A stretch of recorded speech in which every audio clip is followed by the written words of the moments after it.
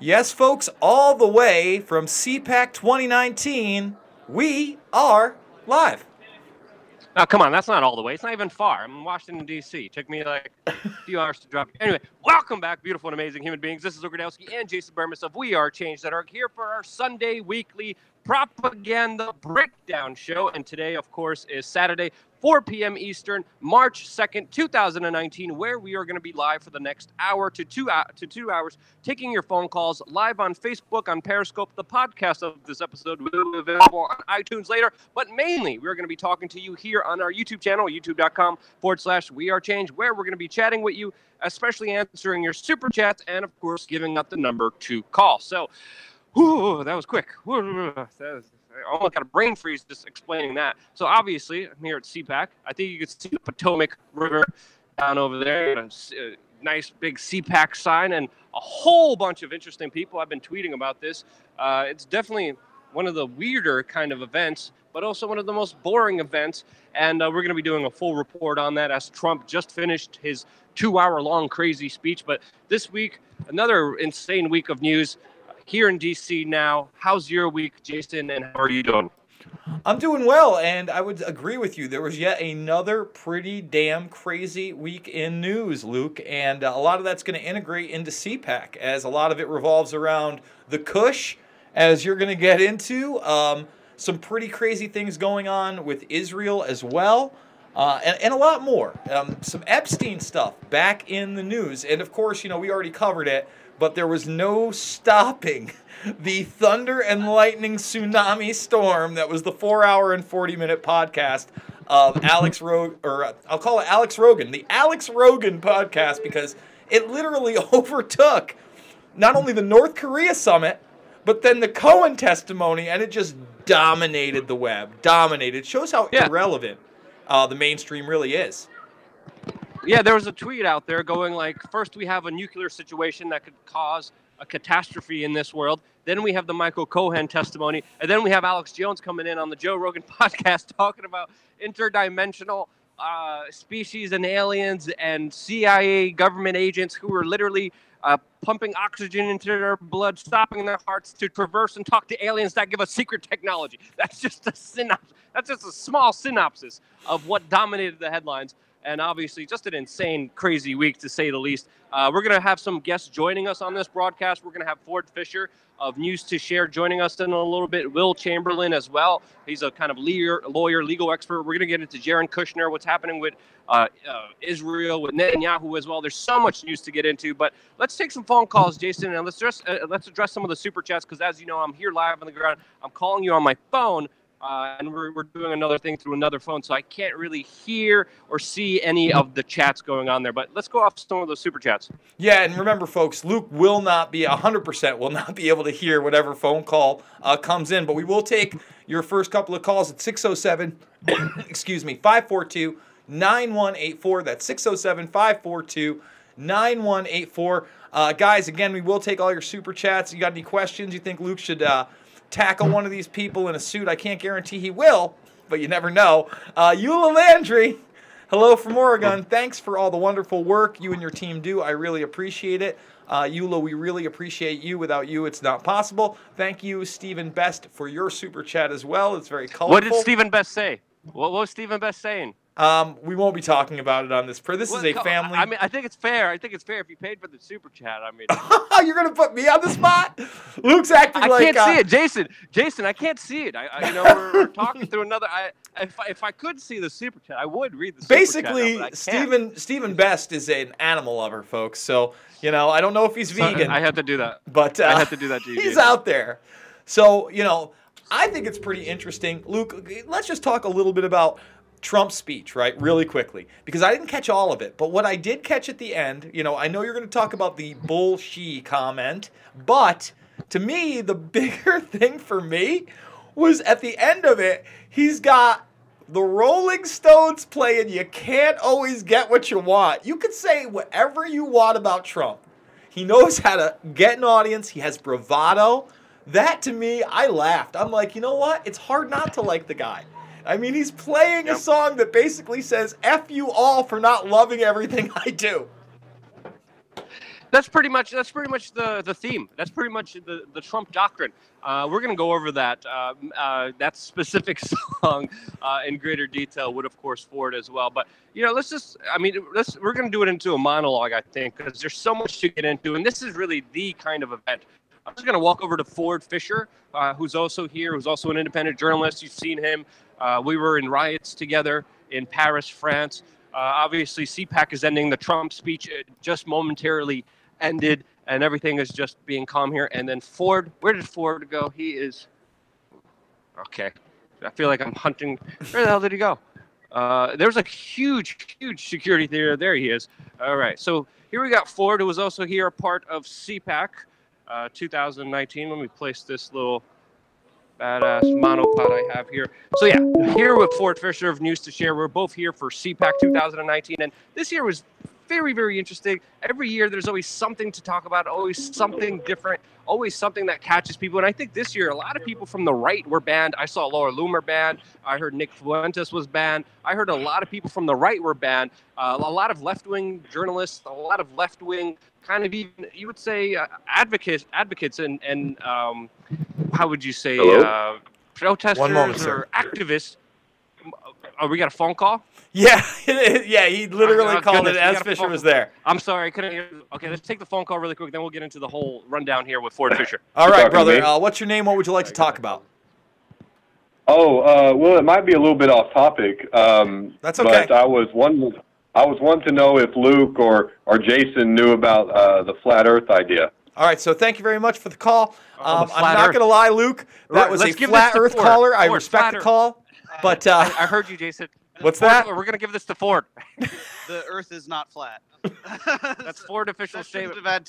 Shouldn't have had to be asked. Yeah, normally I'm like, well, we've got to weigh all the opinions. I'm not going to weigh in on, but no, sorry. If you're propagating the view that the Earth is flat, then go fuck yourself. Family-friendly show, damn it. Or whatever, it doesn't matter. This was censorship-free. Aren't you an anarchist? It is. Yeah, we are. YouTube's gonna come get you now because I said that. Yeah, seriously. No, you can't really curse. But again, I also had like a little family and like a mother come to me being like, my son used to watch you, but then I don't want him to watch you anymore because you threw a lot of F-bombs. It won't happen again. This is like Alex Jones always does that. He's like, he says all these terrible things. And he's like, excuse me, I know this is a family program. Yeah, Alex Jones literally describes the most graphic, most nastiest, disgusting, talking about entrails and human waste in the most graphic of ways. And then he's like, don't say the F word, kids. Like, come on, dude, you son of a gun. Okay, anything you want to say, Jason, about the flat Earth? Oh, come on, man. Listen, we literally went over a CIA document from a 1983 experiment where they not only entertained but endorsed the idea that our brains create a holographic universe around us. Why the hell am I talking about flat Earth or reality or anything or quantum physics? You're at CPAC, bro. If we want to talk about the nature of reality, that's another one. Yeah, the nature of reality is a whole different topic. So Ford can't hear you as well. I just have the earpiece in here. So let's just get into the main story here. Obviously, CPAC 2019, a very interesting year, a year that has banned a lot of right-wing controversial figures, but allowed a lot of left-wing controversial figures like Jared Holt, the right-wing watch, who was here. A lot of liberal journalists were allowed in, given access here. And it's been very difficult to kind of do confrontations. Security is extremely locked down here. I mean, even just being able to enter into Trump's speech was a huge ordeal. I mean, roads are being shut down. You have to go through different mazes, ID checks and everything. But I think this year, what was really more significant is there was really no attendance by the Rand Paul kind of libertarian community like there usually is. There usually was a strong presence here. There was really very little NRA presence. And it's really more of the kind of Trump establishment, more of the Trump kind of doctrine. A lot of talk about the wall, a lot of talk about socialism. Very interestingly, a lot of talk about online censorship, college censorship, and I believe the second most popular name that was ushered here was Alexandria Ocasio-Cortez, which has been, a lot of people here have been obsessing about it. What have you noticed from your experiences here before we get into Trump's 2-hour crazy bombastic speech? Yeah, so I'm here with my friend Heather Mullins, and the observation I had was sort of similar to yours, which was that there were some people who don't neatly fit into conservatism, but do fit into what you might call the right wing, right? So that would be people like Nick Fuentes and as well as Jacob Wall, who basically had this press conference right in the lobby, but wasn't allowed kind of into the conference itself. With an interesting security guard with Apple AirPods. Yeah, with this Apple earbud who's like a security man. Who the guy looks like he was maybe 5'6". So. Yeah, there were a lot of oddities about that press conference, including that he also handed out a press release that said strictly confidential. But in any event, so CPAC did have some right-wing figures that they wouldn't let in. But then in spite of that, yes, Right Wing Watch had a person here named Jared Holt, of course. And as well, I forget the name of the woman, but I saw a reporter on Twitter who literally wrote, "I'm still credentialed at CPAC, so I have to stay here in the bad place." And it was a picture of her with her head down. So CPAC has credentialed, and I mean, I guess you could give them credit for that, which is that they're credentialing kind of anybody, regardless of if that reporting is going to be sort of negative toward them. So, I mean, you can certainly spin that in a positive way. And there's been as well, yeah. But that's been my observation, that it seems like basically anybody has been able to get press access. And there's been a lot of negative complaining press coverage. I mean, that's pretty much it. I mean, imagine if every national event was dealt with so much scrutiny, with so much negativity, with so much epitome of like, sorry, we're getting distracted here by other people. But Trump came in, obviously he was the main draw here, brought in all the speakers, talked for over 2 hours. He was a half an hour late. Some of the things that stick out to me was Trump, trying new kind of buzzwords. He was saying collusion, delusion. He even said bullshizzle, not bullshizzle, but the bad word, when it came to him being targeted about this Russian probe, and the crowd kind of cheered. He really knows how to put on a show. He really knows how to talk to the common person, simplify it, and be a very likable guy, because he saw it from the crowd. The way he was talking to them, the way he was, his stage and prominence, the way he was making fun of the mainstream media. It was something that these people ate up. But of course, there was also other things that I think he shouldn't be talking about. You could see a lot of his ego coming out, especially when he was talking about how many people showed up to his inauguration, saying that the crowds were, no, the crowds were wide. Just because they weren't long doesn't mean anything. How women were walking with heels across there. And I'm like, what, Trump, come on now. What are you doing? There was also a different kind of talk that you just tweeted about that's getting a lot of controversy right now that I think would be interesting to inject here. Yeah, so I did want to say about the speech that one thing he said that absolutely was true was that he went off script, and he said, this is what happens. I go off script and everybody loves it, and this is how we won. I think just reading the room and just generally speaking at his rallies, that's what people love about him, is the off script. When he goes off the teleprompter, that's when it's always the most fun. And that's why he got so addicted to it that it took 2 hours. But yeah, so one thing that he said struck a note that really bothered some of his initial, the much harder right base, the kinds of people who are not allowed at CPAC this year, which is that he said that the economy is going so well, that there's all these new jobs being made, that we're going to need more immigrants to come in and take the jobs. And that's a pretty traditional American point of view. That's certainly a Reagan-esque point of view. I think that that's something that most Democrats would celebrate if it wasn't coming out of Trump's mouth. But I got some retweets from Faith Goldie and Richard Spencer, specifically, who are both known as kind of alt-right figures. These are not just build the wall types, but against legal immigration as well. And they both kind of initially supported Trump, but over the last 2 years have kind of been getting more and more disenfranchised from Trump as the leader of the alt-right, as opposed to conservatives or things like that. So now I'm getting a ton of replies because of that, of these people who are saying, Trump is dead to us and all that kind of stuff, because he has a pro-legal immigration message where he is still, saying we want the wall. He's still saying, it's on merit, the immigration that we're having, but it's not anti-immigrant rhetoric in the way that some of the alt-right people kind of expected from him. Yeah. A kind of bigger kind of verbal concession, just like we saw on gun rights, where he banned kind of bump stocks, and the right was like, oh, okay. If Barack Obama would have done that, there would have been a huge outcry. And I think that also leads to kind of the significance of the lesser presence by the NRA, which usually has a very significant presence here. He also said a lot of things about the Green New Deal. He said he loves the Green New Deal. He supports the Green New Deal. He hopes it's the issue of 2020. Of course, saying that sarcastically, bringing up a lot of the new kind of politicians that are coming into Washington, D.C., because this really does seem, even some people have theorized that people like Alexandria Ocasio-Cortez and the Somali congresswoman, I forgot her name, Iman Omar, who are also coming in, that these people are being pushed to the front by the right-wingers so they could actually topple and fall down when it comes to the kind of left-wing Democratic establishment power. There's been theories about that. But honestly, seeing Trump talk and the way he just conveyed that stage, other than, of course, some kind of bigger, mistruths out there, people didn't care.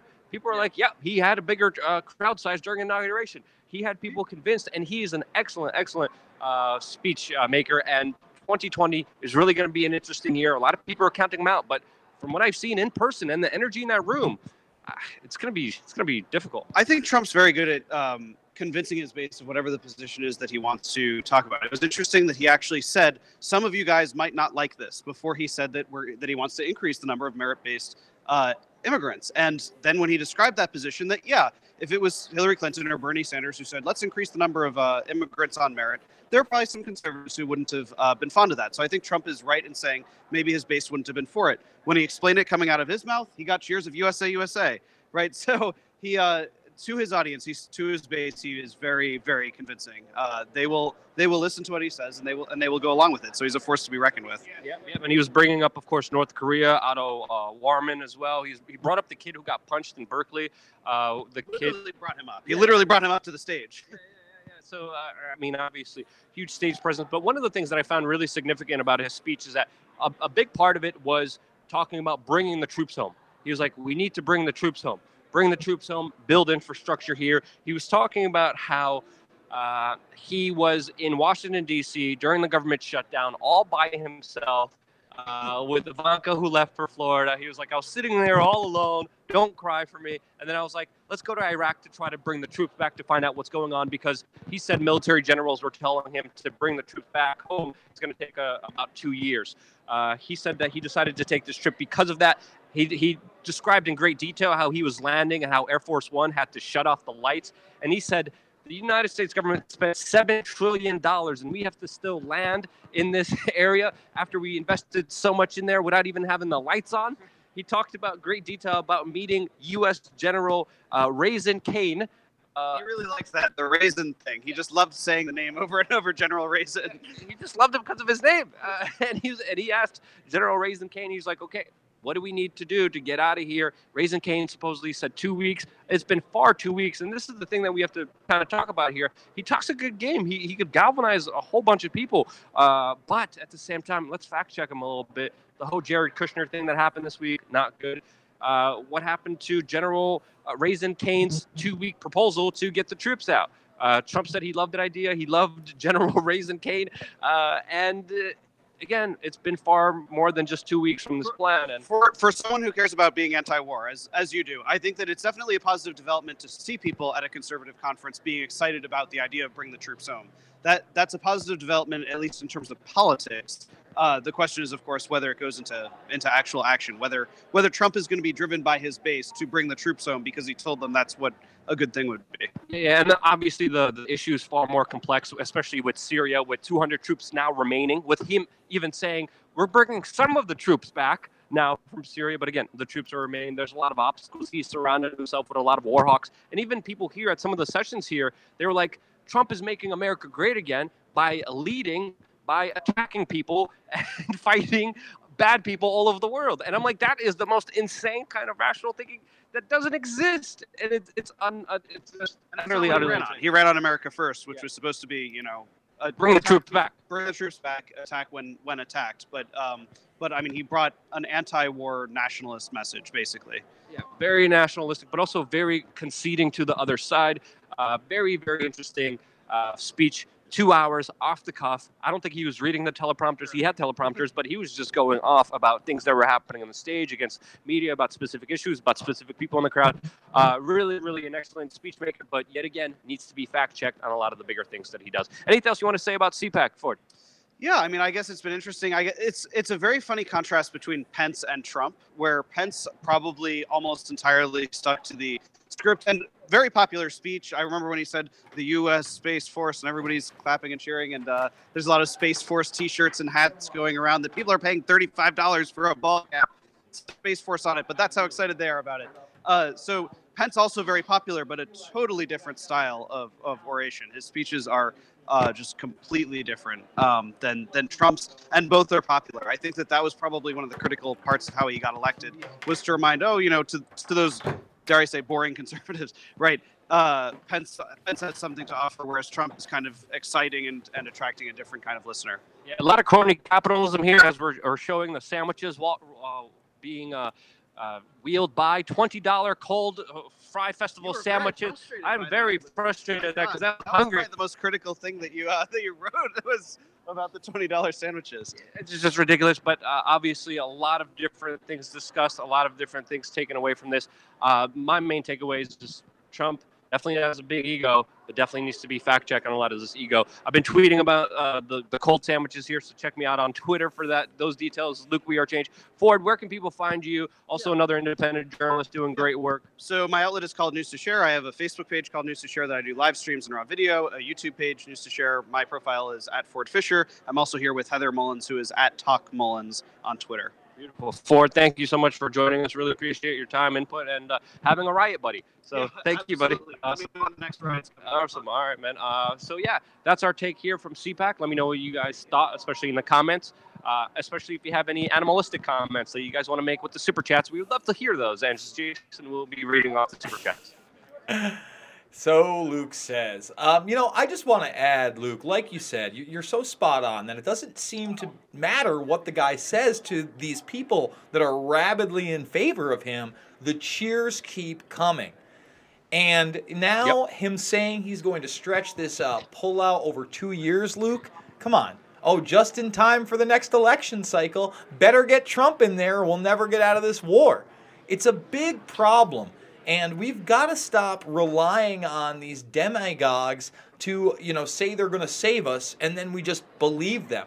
A&E, for instance, has done the Trump Dynasty, a biography on them. Now, I'll admit I didn't see the second part, but I got to tell you, as long as they don't jump the shark with the Russia nonsense, which I fear they will, the first part is very accurate, and it does not portray a superhero that's going to save the United States of America, Luke. Yeah, it absolutely makes no sense.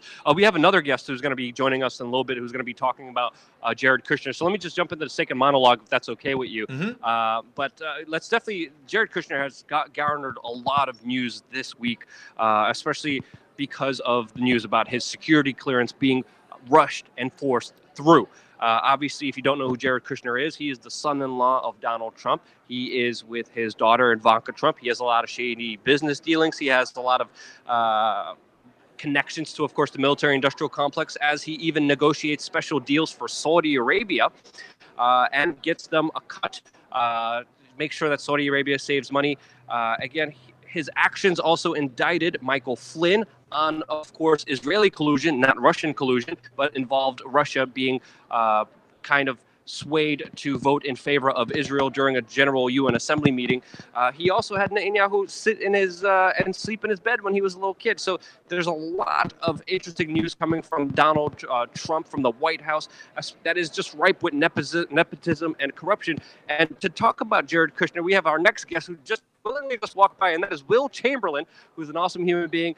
He's a legal expert. He's a former lawyer. He's doing a lot of... I'm not a former lawyer. I'm still a lawyer. Okay, former lawyer. Sorry. I apologize for that. He's doing a lot of media work as well. And me and Will have been talking, and he's been giving me a really interesting perspective on Jared Kushner and this whole national security clearance issue that I haven't seen anyone else talk about. And I would love your take on it, because it seems like Donald Trump kind of bit his tongue a little bit on this issue and caught himself in a really bad situation that didn't need to happen. What's your take on it, Will? So, yeah, I mean, assuming, again, the reporting from the New York Times and the Washington Post is correct, that Trump did indeed order Jared Kushner to get a security clearance over the objections of John Kelly and the other people as well. The really interesting thing is that they felt the need to lie about it, right? The president is entitled to have people around him who he trusts, and the intelligence community doesn't run the executive branch. President Trump runs the executive branch. So if he had come forward and simply said, yes, there were some of the people disagreed, but I'm the president, I was elected, and this is the person I want assisting me on urgent issues of national security, there's no reason he couldn't have just said that And anybody trying to object to him, I think, would have been on a low ground, saying like, "Oh well, but like, what about this corruption?" I mean, he could have immediately responded. He's my son-in-law. I'm the president. Are you saying I'm corrupt? Right? I mean, that sort of dynamic could have easily been at play, and instead, he felt the need apparently to lie along with Jared and Ivanka. And I think it kind of hints at a bigger problem, which is because the president isn't a lawyer, I don't feel like he has a good handle necessarily on exactly what he has the power to do and when he has the ability to disregard the administrative state. So like oftentimes you'll see him like essentially trying to either not doing something he has the power to do because his lawyers suggest that it's untoward, even though if you actually look at the legal authorities, it's clearly there. And this is a situation where he clearly has the legal authority to do this, that there's no need to lie about it. And yet apparently if the reporting again is true, then he kind of lied unnecessarily. And then, of course, a lot of people are going to be saying corruption, nepotism. And, of course, with someone like Jared Kushner, there's a lot of questions around his business dealings with Lockheed Martin, Saudi Arabia, and all these other things that people are just scratching their head about. Should this guy be, have all this access to this important, supposedly national security issues that no one else gets?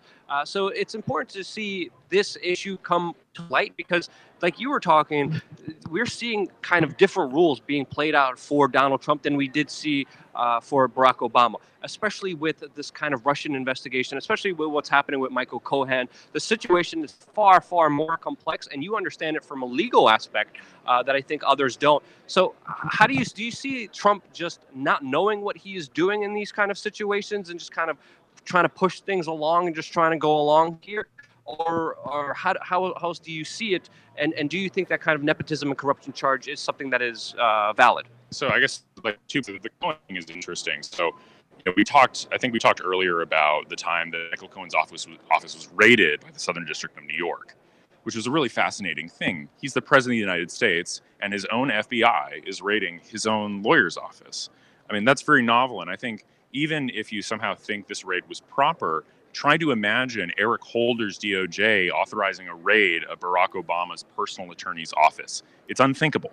And as the president, there's a norm that he shouldn't interfere in criminal investigations. There's not a rule. He is the commander-in-chief. He is the superior of the Department of Justice. So, and again, this goes back to like him not fully understanding what his powers are. He could have just as easily in that situation said, no, you're not raiding my lawyer's office. That's privileged information. If you want information from my lawyer that you think is discoverable, send a subpoena. You just send my FBI to raid my lawyer's office to seize my privileged information, SDNY. That's not what you get to do. So that's kind of to the problem that the same thing we're talking about here. Because he's not a lawyer, he misses some of these things. And then so kind of to come back to your question about nepotism and corruption, I think part of the issue and part of the reason he should get a bit of a pass on hiring his son and daughter, for instance, is because he came in without allies. He didn't come in with a political infrastructure. He didn't come in with political allies. Like the Bushes didn't need to hire family members because they had all the think tanks that they could go to for reliable allies. Trump didn't have that. And I could, given how disloyal many Trump subordinates have been, I sympathize with the desire to have, very much sympathize with the desire to have some people who are truly loyal to him.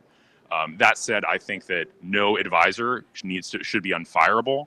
And Jared Kushner, to me, has made mistakes in other places, like on the immigration shutdown fiasco, attempting to negotiate with Democrats when that was obviously going to be fruitless. So I think his position shouldn't be as strong as it is. But I'm also like willing to give the president a pass on hiring family because he just doesn't have that many loyal subordinates right now. Yeah. And he has a whole bunch of leakers within the White House. A whole bunch of people just. So there's a whole. Yeah. So, it's okay. Oh, what was that? Nick Fuentes or someone? That was another anti-Semite. Yeah. Okay, regardless of that, let's just get back on the topic here, because you know your analysis is pretty much on point on the legal aspect here, because it makes perfect sense with the kind of chaos that has been ensuing from the White House, because we're seeing a lot of leakers. I think Trump is kind of over his head, not knowing what he's doing. But do you kind of see him shaping up somehow in the future? Because the people he surrounds himself with are extremely questionable. From my point of view, at least from my opinion, especially a lot of the bigger kind of lobbyists, a lot of the bigger kind of war hawks like John Bolton, and I'm seeing him kind of scramble. And in these scrambles, he does make mistakes, and I think it's important to own up to those mistakes. But as far as the leakers are going and the kind of chain of command, there definitely seems to be more chaos than any chain. I mean, I think that, much of the last 2 years has been kind of fixing the problems that happened at the very start with bad hires like Reince. Bringing in Reince Priebus as chief of staff was a very big mistake. I mean, Reince and the RNC abandoned President Trump right, after the Access Hollywood tapes came out. There's no reason to think they were particularly loyal to the guy. And he brought him in a guy who didn't like him as chief of staff. And that led to a slew of lower level hires, many of whom are still there, of like personnel management, whatever, that brought in a bunch of people that don't like the president, that weren't on the president's team. And so rooting those people out is an independent problem that's taken years. Now, that said, the leaking has gotten a lot better. Like, for example, like Trump today announced this new executive order that clearly was in the speech, a pre-prepared note. He speaks extemporaneous to law, but this wasn't extemporaneous. And that didn't leak out. He got to announce it first. If this were 2 years ago, there's no project that he would have had that wouldn't have leaked out. So he's done a decent job of improving things, but it shows the importance of getting personnel right and getting it right the first time. I'm very happy you brought up the executive order, because he just kind of announced it and surprised a lot of people. The crowd kind of cheered, because that's been a lot of discussion here, especially around college campuses. A lot of people have also been talking about tech censorship, but he didn't bring that up. Now, with the case of this executive order, do you think it could really do something? Because I believe the details of it are still just unknown, because he just announced it. But how could he do this the legally right way without kind of trampling and interfering on institutions of learning? So, I mean, that's a tricky question, because this is an area of law you'd have to figure out what sort of discretion does the executive branch have with regard to dispensing student loans, and under what conditions can it withhold student loan money? I don't actually know the answer to that question. That's actually a complicated legal question. I'm going to look into it over the next few days, because it seems like it's going to be pretty relevant. I like doing legal analysis, but that's going to be the question, because you have to look at the law, and certain laws that Congress has, present law, for example, national emergency law, right? Doesn't just get declared. There's an emergency. Other laws don't give the president so much discretion. They say you must spend X money on X way, and you can only deny it for X reasons. So I think it is. I'm extremely heartened by the executive order, because I think it's important that President Trump use executive power to protect his supporters. But at the same time, if you're asking me whether or not it's legal for him, whether the executive order will hold up in court if a college challenges will hold student loan, I don't know the answer to that. I'm waiting to see the word, because essentially he's talking about bringing back free speech into college campuses and allowing everyone to have a voice. Again, a lot of good things are paved with intentionally on different work government gets involved. I'm just going to be very curious to say that what we're teaching here now. Anything to say about legal 19? Give a speech, although I had like a long time, because I was with the speech at Parsons traffic, right? From national singing a coffee shop. Luke, you are cutting out big time. I can't even hear your response. Your website. Yeah, on Twitter, Periscope, Apple Chamberlain. Although I just was announced as the new publisher of Human Event, forthcoming with Team Tom as the global chief. So catch that on Twitter at Human Events and at www.humanevents.com. Beautiful description. Thank you so much, Will, for your time and legal expertise. We're going to move around.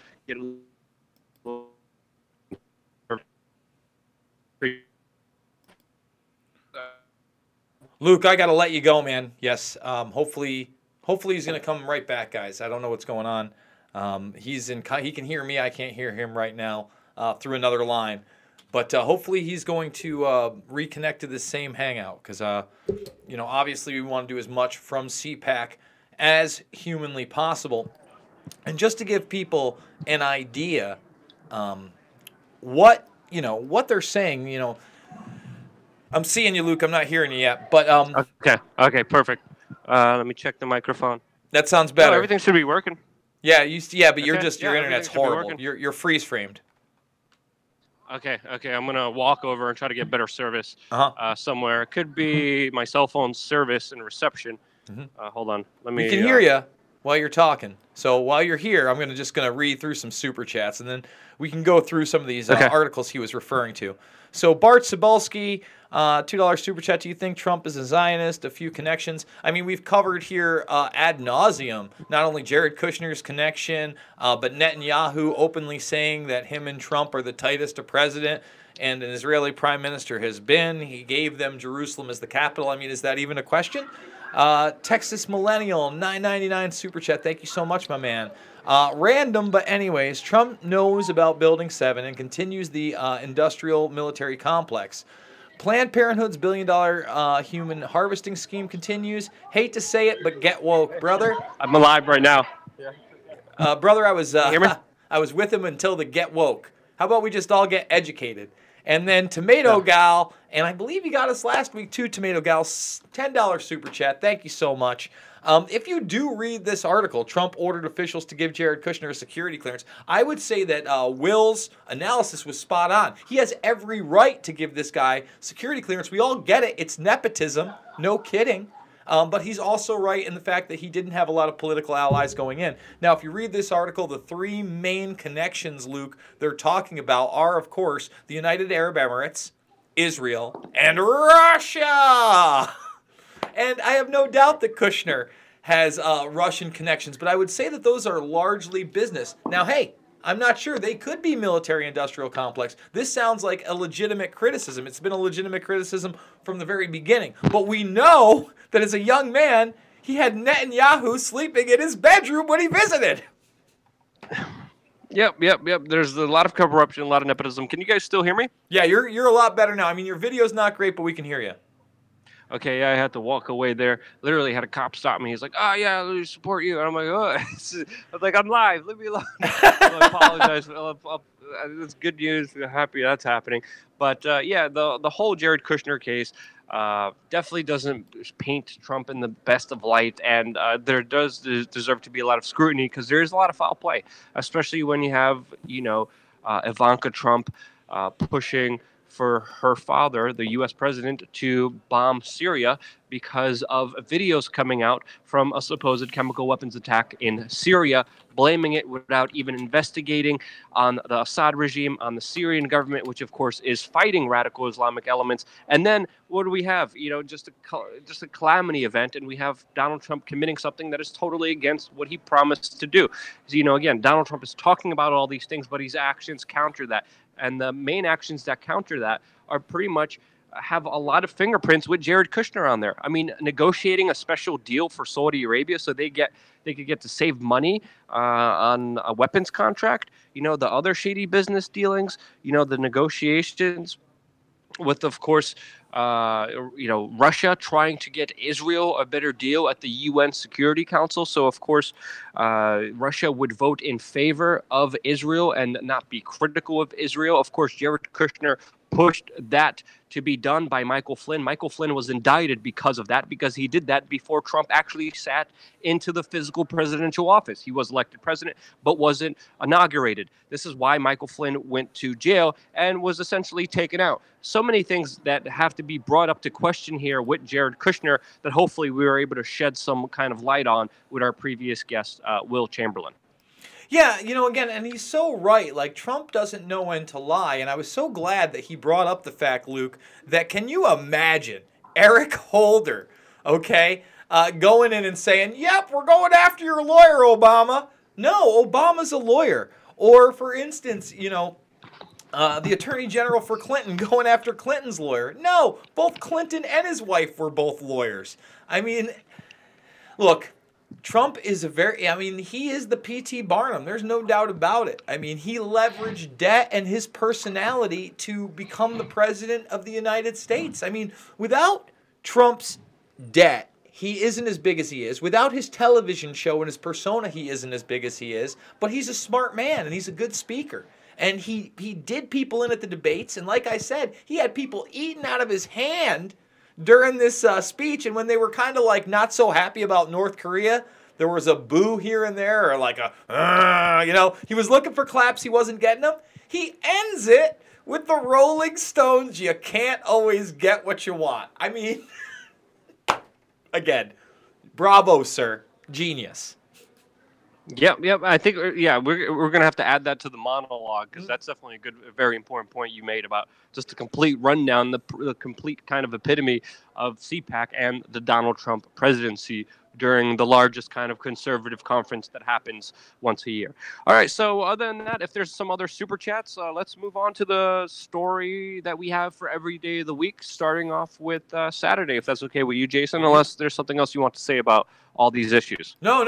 Actually, it's Sunday now. Remember, because you keep saying it in the beginning too, the Sunday show, and it's Saturday, but it's Saturday. Oh, sorry, Saturday. Yeah. It's fine. It's the Saturday show. No. The Sunday's article. It's Sunday's article. No, but in the intro for the last 2 weeks, you go, "It's the Sunday show here Saturday," and then you say the date.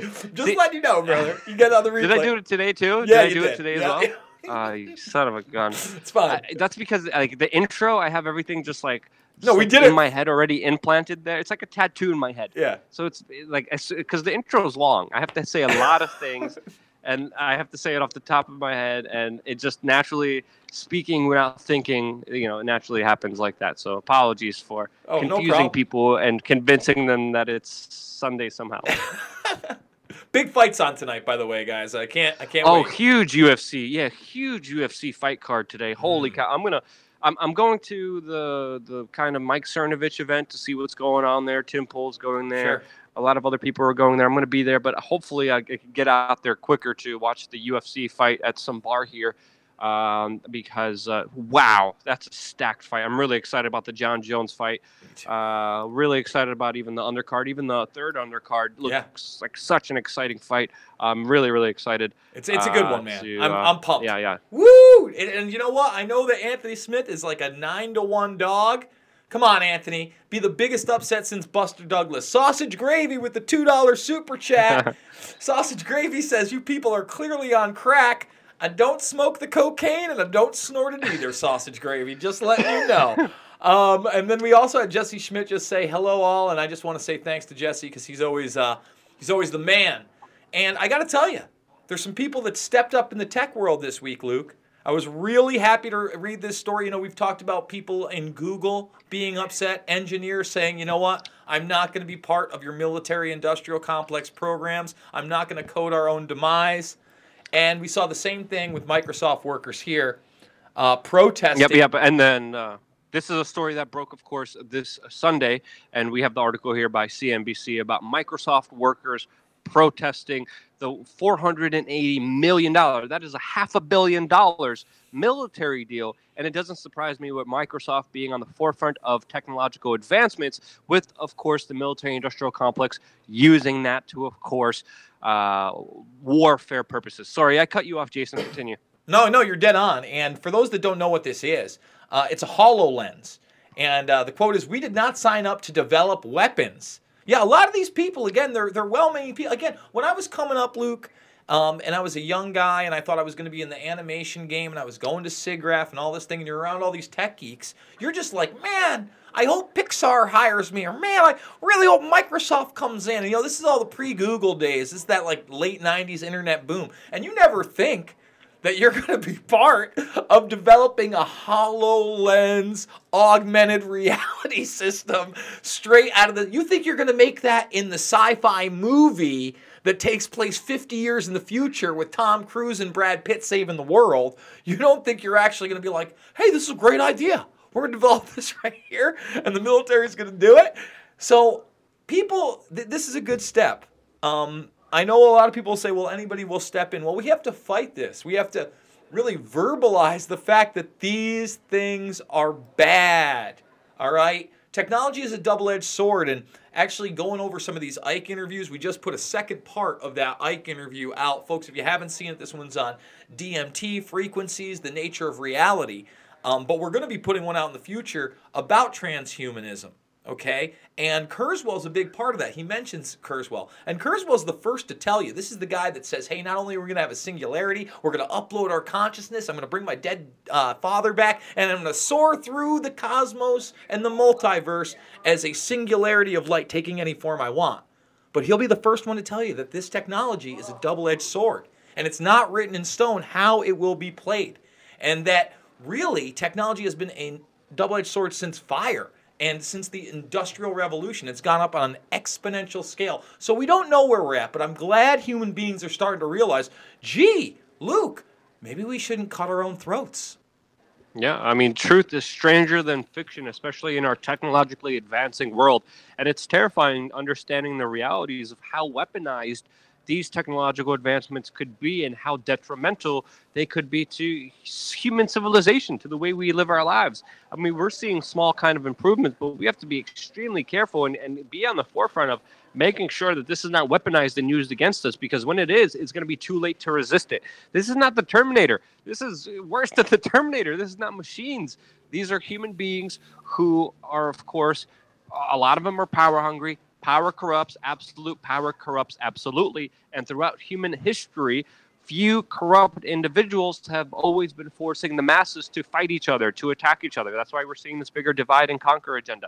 And with technology being in the hands of these very few elitists, which it is, it leads to a situation that is certainly going down the wrong route. It needs to be decentralized. It needs to be, and I really do commend these people at Microsoft, because they are part of the answer. They are sticking up for their morals. They're sticking up for doing the right thing and saying, I can't have it on my conscience to create something that's going to create so much human harm. So I applaud these workers. I applaud the Google workers who quit with all the horrible efforts that Google has been making. There's a reason they got rid of their term, don't be evil. There's a reason why a lot of these technocrats are being now invited to the smaller secret society clubs like Bilderberg. That's because the amount of power they wield is frightening, and it should frighten everyone. And stories about people resisting it, like the people at Microsoft, really need to be brought to the forefront and shared and talked about more than ever.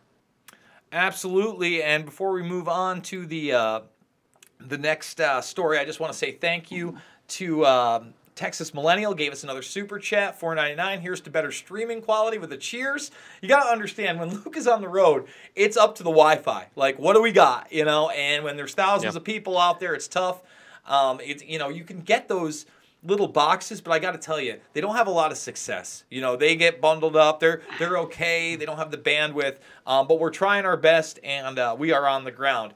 This next story, Luke, isn't so much a story, but it was a really interesting post. It's something that I had not seen before, and this is on Twitter. It's at OpDeathEatersUS, and we've had the availability of kind of this scanned in and very redacted PDF file of Jeffrey Epstein's Black Book.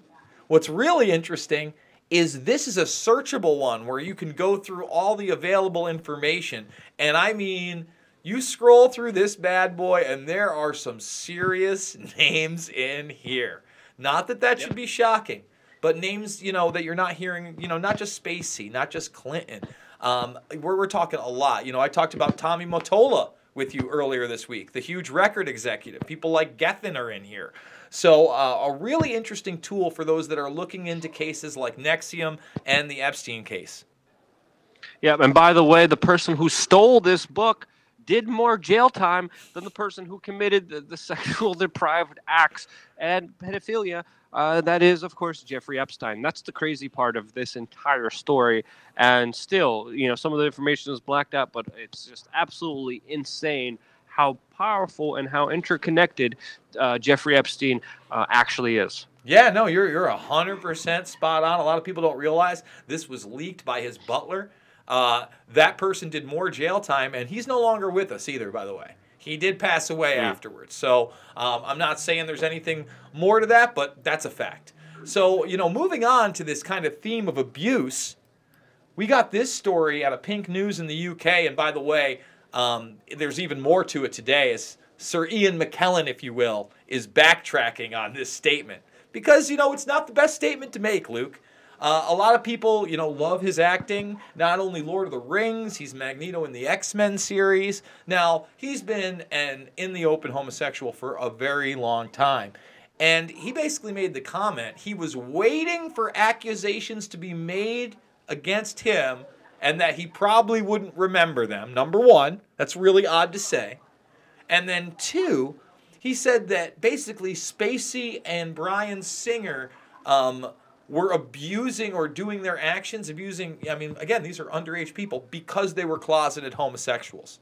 And I'm sorry, that is not correct, and that's why he's had to try to retract and backpedal on these statements. But look, you can't tell me that just because you're in the closet and you've repressed your sexuality, you have the right to abuse children, or that's what caused it. There's no correlation with that. And anybody, again, that is, openly gay will tell you that's a repulsive and repugnant thing to try to promote. I mean, that's what the mainstream media promoted, especially with the Kevin Spacey story.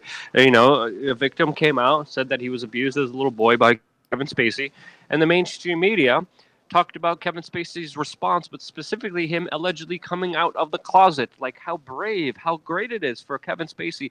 Breaking news, Kevin Spacey is gay. Not to the fact that there was a major allegation, a very serious, legitimate allegation for him sexually abusing a minor. Absolutely incredulous. How do you make a statement like this? I'm waiting for accusations against...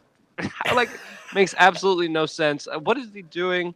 I don't know. A lot of times you look at a lot of people who commit really bad, horrible acts.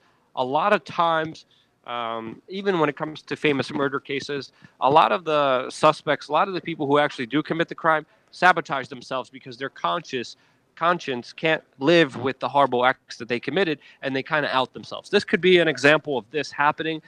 Still unsure, but I hope if anyone is out there who is a victim of any celebrity or politician, that they come out and they speak out against it as loudly as they can, and they need to be taken seriously. And of course, we need to investigate and get down to the bottom and hold people accountable, especially when they are in power. That's my take on it.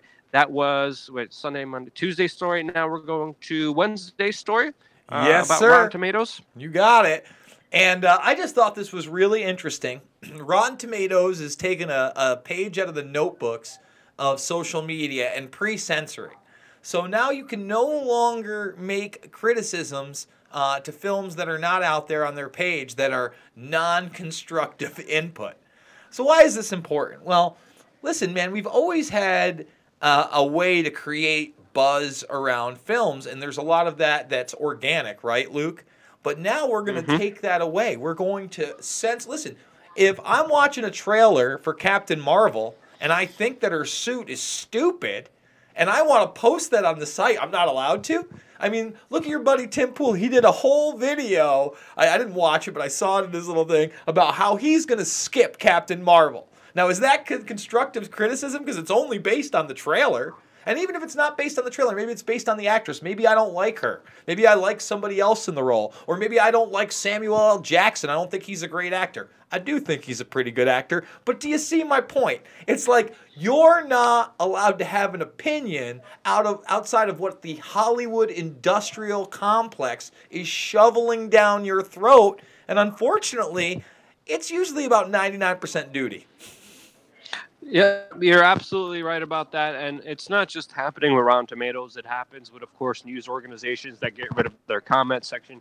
It happened recently with Netflix, with them getting rid of their rating system of what people actually thought of specific movies, especially after the Amy Schumer debacle, where Amy Schumer was getting a lot of negative reviews. They just totally ended that process of having people rank what they like and dislike. They're afraid of hearing people's voices because it directly contradicts a lot of the propaganda, a lot of the forced marketing and PR trying to establish something as good. And again, this is where a lot of the mind control kind of comes in, because if you're able to convince someone that something is popular, that something is okay, majority of people will just go along with it. They're like, oh yeah, people love that Amy Schumer thing, and there has a lot of thumbs up. Oh, it doesn't have a direct rating system now. You can't exactly figure out what's going on. Oh, Rotten Tomatoes, there's a horrible Star Wars movie again that sucks, and it just is the same plot regurgitated through you. pushing, and of course, all these agendas. Again, movies are one of the major kind of mind control propaganda outlets out there that are forced upon the perceptions of the people of this world. And they are afraid of people criticizing that or disagreeing with their bigger agendas. And this is the perfect example of that happening. So that was Wednesday's story. Now we have Thursday's. Yeah, but before we get there, I do want to point out that, you did a video on the CIA tweeting out about last weekend's Oscars and this huge tweet storm about what? A film, the Black Panther, where they were going over different types of technology in the Black Panther and kind of alluding to the fact they had similar technology. And when you want to talk about the mind control of it all, hey, I like Black Panther. I'd probably give it a 6.5, 7 out of 10. Nothing wrong with that. It's probably... I give it like a 4 or 5 out of 10. I'll put it up with like Ant-Man 2. It was like a normal Marvel. It was like copy stamp normal Marvel movie. There was nothing different about it than all the other Marvel movies. Well, I like some of the Marvel movies. See, like for instance, a lot of people. Some of the Marvel movies are good. Yeah. Like a lot of people crapped on. Some of them are mediocre. Yeah, well, I mean, all right. For instance, a lot of people crapped on Iron Man 3, right? You had Tony Stark, military-industrial complex guy. They weren't true to the Mandarin, but they had Ben Kingsley, and I thought it was brilliant.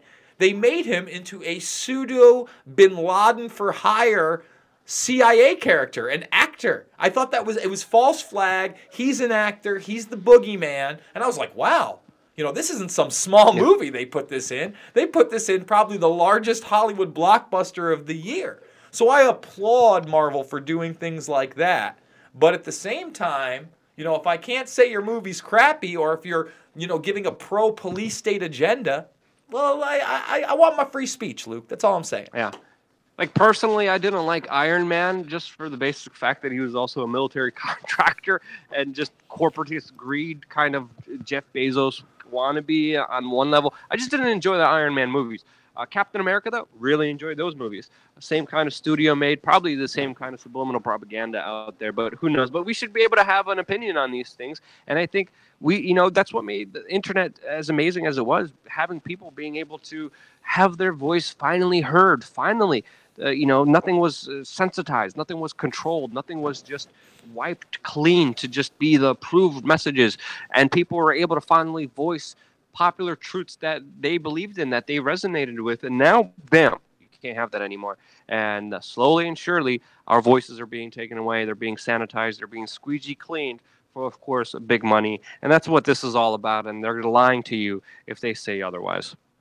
So here we go, Thursday's story. This one's a big one. I mean, this is a spaghetti-o story.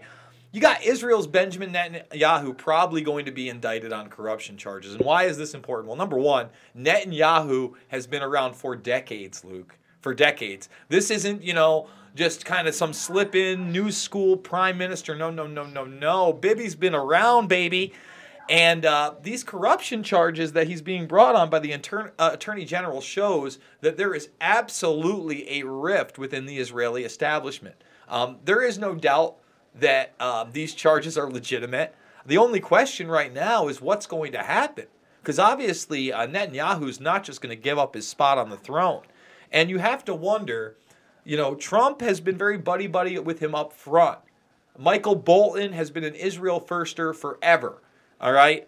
Are there other people? We just talked about Kushner's relationship to Netanyahu. Are there other people on the inside that are aligning themselves with this attorney general and these corruption charges? Not only in the United States, Luke, but yes, possibly Russia. This is where an actual, espionage, global kind of, tit-for-tat warfare can take place, in my opinion. What do you think? I mean, we're going to see what happens with this very, very important case. Some people are saying he is just going to get a slap on the wrist and not face any persecution. We're also hearing that, this is, of course, a major power play. From my recent travels to Israel, he is a favorite to win. He is a favorite, again, to be in office for quite a while. He is very popular amongst a lot of the right-wingers. So, I mean, it's very, very hard to call. It's very hard to see how this will lead, but fascinating nonetheless that this actually happened, because this does besmirch his character. This does have a huge effect on how people see him and portray him. And there's definitely some kind of power play being moved here. How it will turn out, what's the bigger game here? We're going to find out as, of course, this develops, and it would be irrational to give you a definitive answer when we don't have one yet on this one. Absolutely, and yeah, we're going to be playing this one close, everybody. Friday's story, and this is another big one. The hits keep coming, guys. So whether people realize it or not, Epstein actually has some more hearings coming up. And Alan Dershowitz has never distanced himself from Epstein other than to say that he was not part of sexual actions with underage girls. He went on the Today Show with his family, denied it up and down. There are women that have accused him. They've never really seen their day in court. Well, Mr. Dershowitz still on the side of good old Jeffrey Epstein. Such a good guy, the Dersh. Oh, he loves to defend Trump, too. I know some Trump firsters are going to hate me for that one, but it's true. He's on TV constantly defending Trump. He suggests that, you know what? Let's curb press access to this hearing. We wouldn't want the press to cover this hearing on the Jeffrey Epstein sex abuse case, Luke. Yeah, I mean, absolutely ridiculous. This is a very important case about a very politically connected person with a lot of dirt around a lot of powerful people. And we need to hear these details. We need to know what's going on here. And of course, Alan Dershowitz, who has been to many previous CPACs, hasn't been here. A lot of public events he's doing, he's calling in. I would love to have a conversation with him because he is also responsible for the plea deal of the lifetime. Because when Jeffrey Epstein was actually being charged, he was able to work out a plea deal that recently was judged as illegal, judged as improper, judged as being totally wrong. Because, again, Jeffrey Epstein faced a lifetime in jail, and he got away with literally a 1-year prison sentence where he only spent a half a day every day in jail. He literally was let out for work release, was able to go to his office and then sent to sleep, literally being sent to a rich prison for rich people, like camp outing every single night, and still was able to live his life pretty much very normally. So Alan Dershowitz, again, no conscience, no morals here. I would bet my bottom dollar that he's only supporting Trump mainly because trying to gain some more power here during this case, which is all about that corrupted power. And nothing says that more than Jeffrey Epstein. And this is a man that really, really needs to face the full repercussion of not only the court of public scrutiny, but also the court of law. And hopefully he does not get that motion passed, and hopefully we will be able to find out all the details from this very, very important case that proves it's not left, it's not right, it's all about corruption at the top, billionaires being able to be pedophiles because they hang out with Kevin Spacey, Bill Clinton, and other right-wing famous people who are able to give them special privileges in this life. That's not the way life should be, and let's hope that we finally get more light and sanitation on this shadowy issue that is, of course, not easy to talk about. Yeah, and I just want to roll into Dershowitz for a second. A lot of people aren't aware that Dershowitz actually negotiated the release to Israel, not only the quote-unquote dancing Israelis from 9/11, but in the weeks leading up to 9/11, there was actually a large spy ring. Fox did a 5-part thing on it. Not only Israeli art students, but there were people everywhere. Everybody just talks about the art students. They talk about the dancing Israelis. They talk about the ones that may or may not have had, explosive residue. But there was also a roundup after 9/11. As many, I believe, as 144 of these people. Well, Alan Dershowitz is the lawyer that negotiated through our government and the Israeli government to have these people shipped back. If you doubt me, you can see that Ari Fleischer actually talks about this in my film Fabled Enemies. So does Colin Powell. All this stuff is on the record. So Dershowitz has been a player on a global scale for quite some time in very, very, very large cases, Luke. Great points you brought up there. And, of course, this well-connected lawyer that has a very shadowy past, of course, is representing Jeffrey Epstein, of all people. I mean, doesn't surprise me, but just the audacity of it all. And really, these are just deep down sinister people who have far too long been able to get away with far too much. Absolutely. Hopefully, you know this trial changes it. Yep. I don't know whether to laugh or cry at today's story, but I came across this last night, and I thought to myself, what the frickin' hell? Okay? Now, we've covered some pretty wacky stuff on this show. We covered a couple that a transgendered man, so it was a woman who hadn't had any surgery but felt like she was a man, was a dog. She had a whole dog outfit. She had a waggy tail. The gentleman who was her boyfriend, I believe, I think that was sort of was the terminology. I don't want to misgender anybody. But he was treating her like a dog. Well, here we go, folks. Well, didn't we get a strike and had to take that video down? Well, and the thing was, we didn't even play the video full screen or anything. We played a clip of the video out of the article. And I think that what happened was it was like a copyright claim, so we had to demonetize it or, just something ridiculous. It was literally an hour and a half clip. We talked about it. We didn't play more than like 30 seconds in a row. And if that's not news, if we can't show that people are identifying as dogs, I don't know what we can do, but we can do this. We're otherworldly, baby. There's a new gender spectrum. Don't tell David Icke about this. Ex-transgender man 33 who now identifies as an agender alien reveals they have had their nipples and eyebrows removed to look less human. And I'm sorry I'm going to put you through this, but take a look at what we have here. I'm not allowed to label this insane or crazy. This is just another step, apparently, on the gender spectrum of now alien. You can now identify as a fictional, transdimensional space being, Luke. It's okay. That sounds curious. Sounds interesting.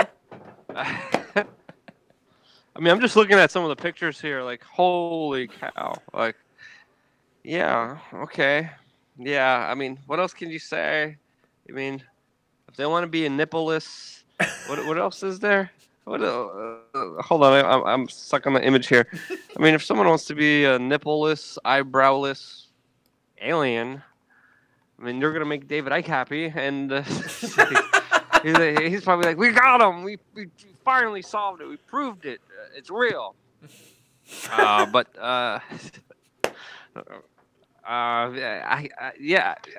don't know what to say. Yeah. What if he is an alien, Jason? You ever thought about you know that? what? I'm gonna go to the 2 super chats. Stephen Best. Look, these photos are incredible. Luke, again, if you see my tweet, I was like, can I call this person crazy, or will they literally be a pioneer? You can't call hero? him a person. You can't call him a person. They don't identify as a person. They identify as an alien. You hate crime promoting Bugalo you. Is Bugalo even a word? I don't know, These but Stephen Best wants to start a petition to make Epstein's hearing public. I'm with you. But Jesse Schmidt has a question for you, Luke. Regarding the nippleless creature, would you? LOL. Looking at these photos, no, definitely not.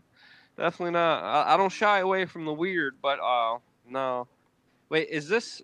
Oh, it's a man. Yeah, no. Is it a man? I believe it's a transgendered man. I think that this is actually a girl who had her. It's a woman becoming a man. A woman who became a man who now became an agender alien. Okay. Now we're talking a little bit. Jarrett. Now we're talking. Let's build up some facts here. Jarrett Nebula. What's the real name? I wonder what this person's real name is. 33 years old. No, I don't think so. Definitely not. But wouldn't surprise me if I saw this person at like Burning Man. Oh yeah. Oh, that's got Burning Man written all over. That's a Burning Man novel right there. Yeah, this is nothing new. I mean, this is like daily things you see at Burning Man all the time. That could be, yeah. I don't know. I'm gonna get myself in trouble here. You gotta tread carefully. No. What about you, Jason? Oh, what do you think? What do you? I'll tell you what. Let's go from a Jason Burmis perspective. I can tell by this person's face that they have a very attractive face. Number one, like it's not. Like, okay, so that's a yes. So that's a Jason. It's not Burmis a yes at all. That's not what I said. See, how dare Jason you? Burmis breaking news alert. Jason Burmis would make intimate love to a transgender alien. Nope. I'm just saying. That. I'm tweeting that. Oh, are you? Yeah, thank you. My last like serious girlfriend was a piercer by nature, by career. A piercer? Piercer, yep. And I remember she got her lip pierced right here for a little while too, and there was a lot. She's heavily tattooed. That's fine. And you know what? Do whatever you want, whatever makes you feel good. Don't expect me to label you an agender alien or God knows. The minute you start taking hormones and you get rid of, I mean, it looks like there's no way that her female breasts, or I can't even say the female breasts could come back even with estrogen. The aliens, stop misgendering and mispronouncing this alien's existence, Jason. We are going to get in trouble. Luke, I don't want to wrap it up, but it is over an hour. I do want to thank everybody and say, please support us somehow, some way. Go to the subscribe star. Go hit the newsletter up. Like I said, you got full access to the entire Ike interview. We're putting those out in bits and pieces. I'm sure Luke is going to come back with a slew of videos from CPAC. Some of those may or may not be exclusives to you subscribers, but you guys keep us going. They let Luke be on the ground and actually see these events and how they're going. And I think it's important to note that the libertarian aspect has almost disappeared entirely from CPAC. And not a lot of people are going to tell you that. So, Jesse Schmidt, thank you. He says, thanks for the info and the laughs. We always appreciate you, Jesse. We got some new shirts. We got CNN is fake news. We got a Fox fake news shirt. You can get them in a nice hoodie. And all that stuff helps support this operation. Yeah, I was looking at some of the comments. We got a lot of negative feedback from the Fox News fake news T-shirt. Did you see that as well? I thought that was interesting because you know what? I think a lot of people, and I don't know, I didn't see that. No, I hadn't looked, but a lot of people are just hung up that, guys like Tucker Carlson are telling more truth than ever. And here's the thing. Yes, he is. But you saw how he handled real questions from that Dutch historian about the influence of money in the media. And there was a time, Luke, a lot of people aren't going to remember this, you will, when MSNBC and Keith Olbermann were telling a lot of the truth. And I was like, man, I'm so happy that at least somebody, Keith Olbermann, is telling me the truth. And what I'm telling you is you need to listen to all sides. You cannot aggrandize one network as if it's team baseball. And even tomorrow's news today is promoting Clockwork Elves insanity and muddying the waters of reality. So, listen, I'm not perfect. I'm not the best guy in the world. I'm not the smartest guy in the world. But if you take me to task and I'm wrong, I'll admit it. I'll say, you know what? You got me. Or I'll at least have the conversation with you. I'm not going to shout you down and tell you I'm 100% right. Conversations and dissent is how we get things done, Luke. Yeah, I want to know what happened to Tucker Carlson, because I still remember he was wearing that bow tie and he was on MSNBC. He was a foaming at the mouth warmonger, and now he's kind of coming out very anti-war. He even criticized Donald Trump a little bit, which is outside of course, the party reigns of Fox News, which is important to note here. But yet again, he's not perfect. I disagree with him on a lot of other issues as well.